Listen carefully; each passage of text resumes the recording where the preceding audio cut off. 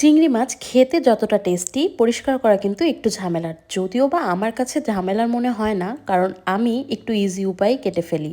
এই যে কাঁচি দিয়ে প্রথমেই চিংড়ি মাছের পা, সামনের যে কেশরগুলো থাকে বা আলগা যে অংশগুলো, ওগুলো সব কেটে ফেলতে হবে। লেজটা আপনি চাইলে কাটতে পারেন বা গার্নিশের জন্য যদি রেখে দিতে চান তাহলেও রাখতে পারেন। এরপর মাথার অংশটা ঠিক এই অ্যাঙ্গেলে কেটে ফেলতে হবে। খেয়াল করুন, উপরের অ্যাঙ্গেলের যতটুকু আমি কেটে বাদ দিচ্ছি, পুরোটাই কিন্তু বাদ দিতে হয়।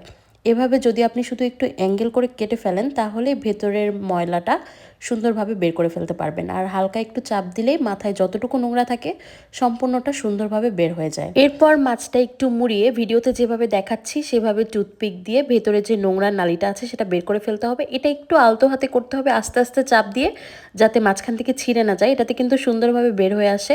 তারপর চাইলে পেছনে একটু হালকাভাবে কেটে নিতে পারেন, যাতে গ্রেভিটা ভালোভাবে মাছের মধ্যে ঢোকে। এই তো ব্যাস, হয়ে গেল চিংড়ি মাছ।